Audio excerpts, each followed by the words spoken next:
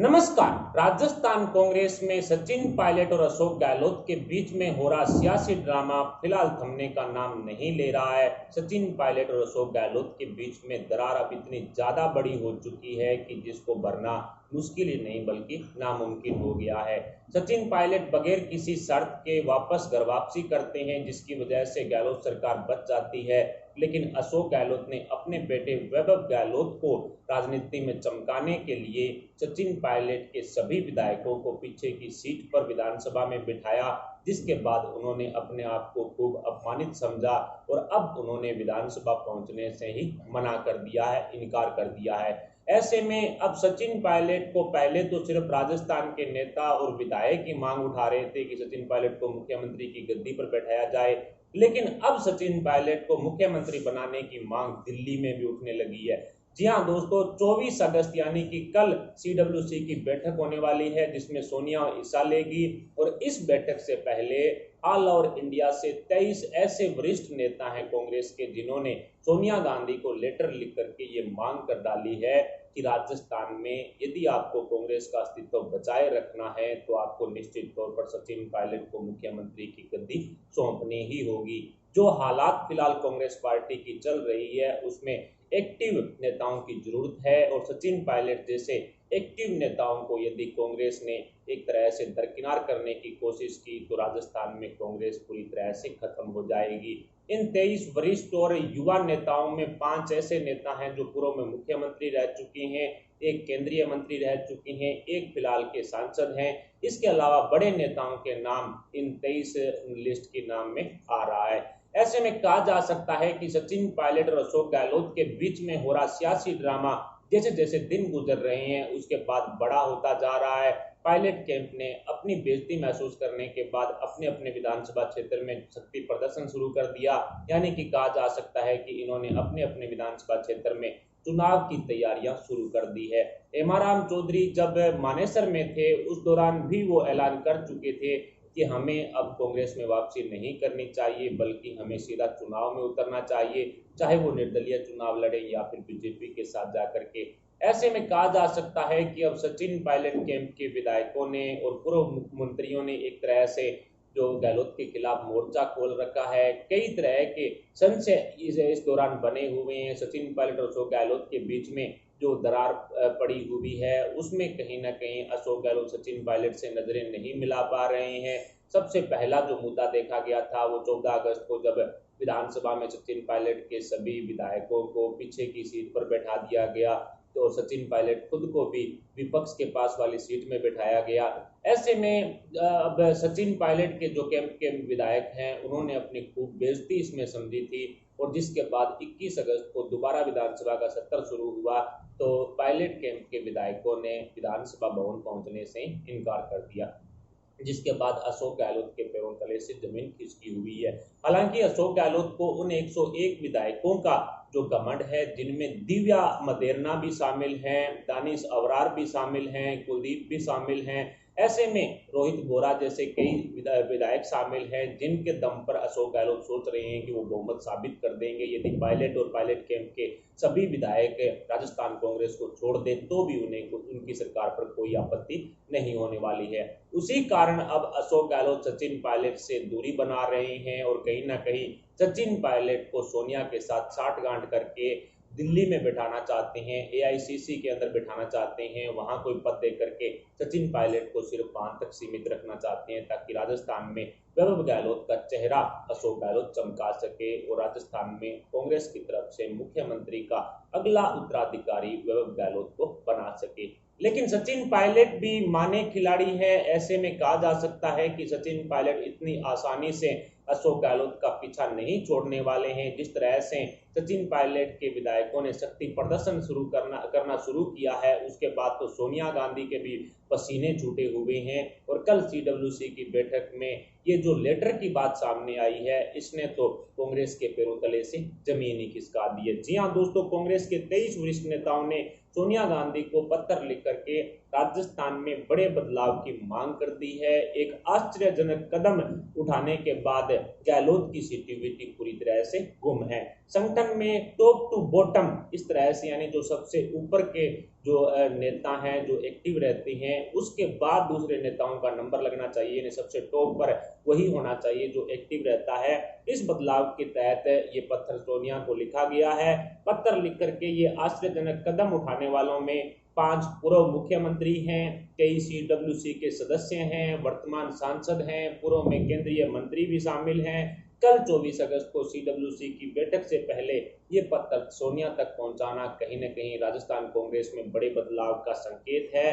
और ये भी कहा जा रहा है कि पार्टी का भविष्य दांव पर लगा हुआ है, राष्ट्र संकट में है, ऐसे में हमें ओपन एंड फ्रैंक होना चाहिए और हमारी नेतृत्व की जो जरूरत है हमें पीसीसी को लेकर के जिस तरह से या फिर सीडब्ल्यूसी को लेकर के उनका चुनाव होना चाहिए, ना कि सिर्फ एक परिवारवाद को बढ़ावा देना चाहिए। यानी कि एक तरह से भावी नेतृत्व को बढ़ावा देने के लिए चुनाव कांग्रेस में होने चाहिए, पीसीसी चीफ को लेकर के भी चुनाव होने चाहिए और सीडब्ल्यूसी को लेकर के भी चुनाव होने चाहिए।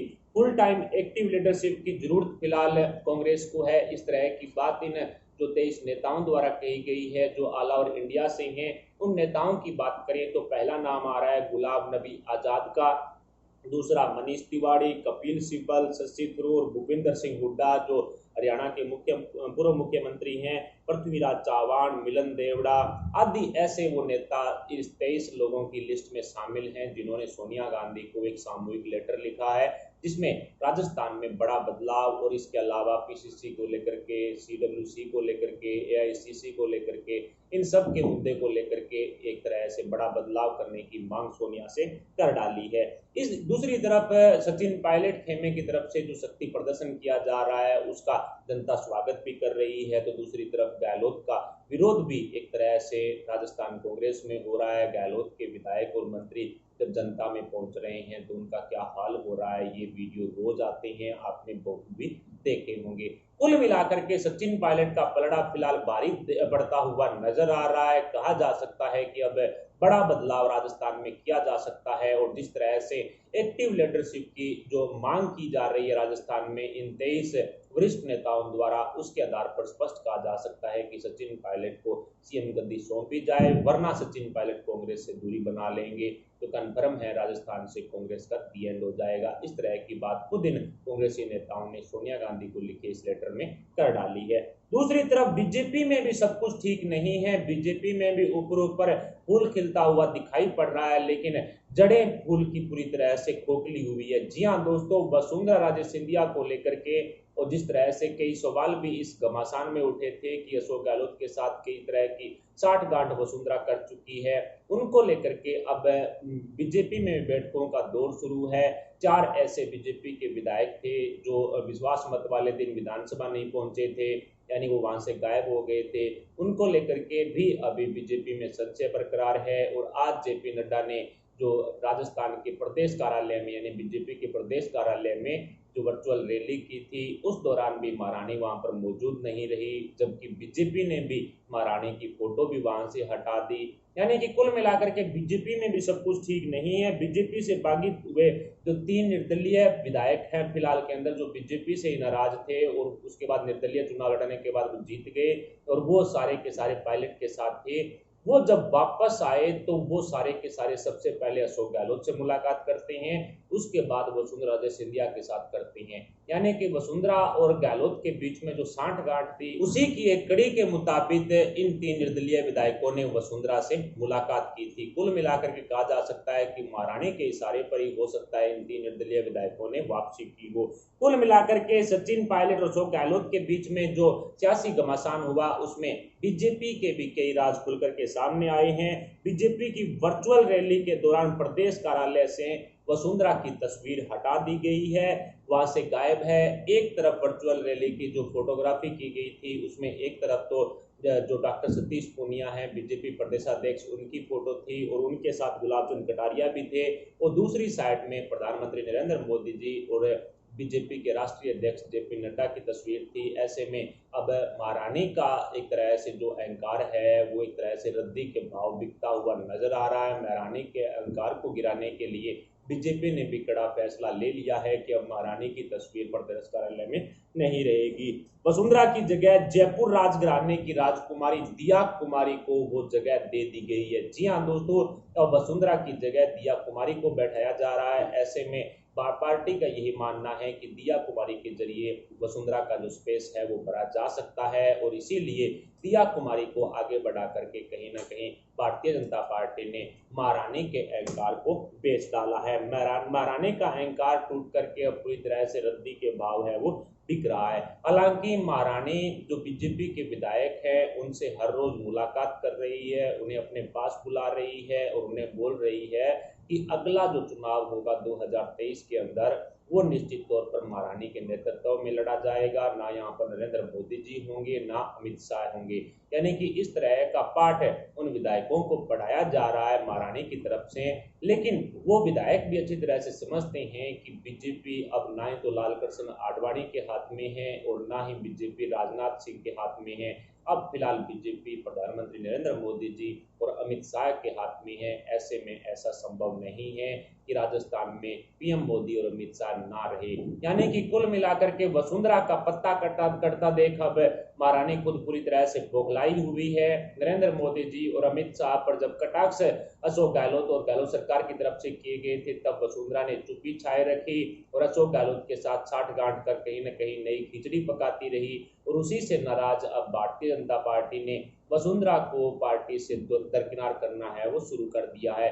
लेकिन सचिन पायलट और अशोक गहलोत के बीच का घमासान कहीं ना कहीं ये दर्शा रहा है कि अब दोनों ही नेताओं के बीच में आपसी दरार है वो बढ़ती जा रही है, बल्कि कम नहीं हुई है। मीडिया के अंदर जो फोटोग्राफी दी गई थी, दोनों हाथ मिला रहे हैं, दोनों खुश हैं, हंस रहे हैं, मुस्कुरा रहे हैं, वो बिल्कुल फर्जी थी। सिर्फ दिखावटी हाथ मिलाया गया था, दिखावटी वो मुस्कान थी। और टोटल पूरी तरह से सचिन पायलट हैं और पायलट कैंप के जो विधायक हैं वो सारे के सारे अशोक गहलोत से काफी नाराज हैं। और यही कारण रहा है कि पायलट कैंप के विधायकों ने विधानसभा भवन पहुंचने से भी इनकार कर दिया है। राजीव गांधी की पुण्यतिथि पर सचिन पायलट जब प्रदेश कार्यालय पहुंचे तो अशोक गहलोत ने मना कर दिया, उन्होंने दौरा रद्द कर दिया। इस तरह की कंडीशन में अशोक गहलोत इस सरकार को ज्यादा लंबे समय तक नहीं चला पाएंगे। और कल सीडब्ल्यूसी की बैठक में भी एक बड़ा फैसला जो दिल्ली से भी आ सकता है, क्योंकि अब सचिन पायलट को सीएम गद्दी पर बैठाने के लिए राजस्थान के साथ साथ अब ऑल ओवर इंडिया की जो कांग्रेस कमेटी के सदस्य हैं या फिर जो पूर्व में मुख्यमंत्री रह चुके हैं या फिर केंद्रीय मंत्री रह चुके हैं, वरिष्ठ नेता हैं या युवा नेता हैं, वो सारे के सारे अब सचिन पायलट को राजस्थान की सीएम गद्दी सौंपने की मांग उठा रहे हैं। ऐसे में कहा जा सकता है कि गुलाम नबी आजाद जो सोनिया गांधी के दाएं हाथ माने जाते हैं वो भी पायलट के साथ कहीं ना कहीं खड़े होते हुए दिखाई पड़ रहे हैं। तो इससे स्पष्ट है कि कांग्रेस में सब कुछ ठीक नहीं है। अशोक गहलोत और सचिन पायलट के बीच की दरार है वो ज्यादा बड़ी होगी, ना कि कम हुई है।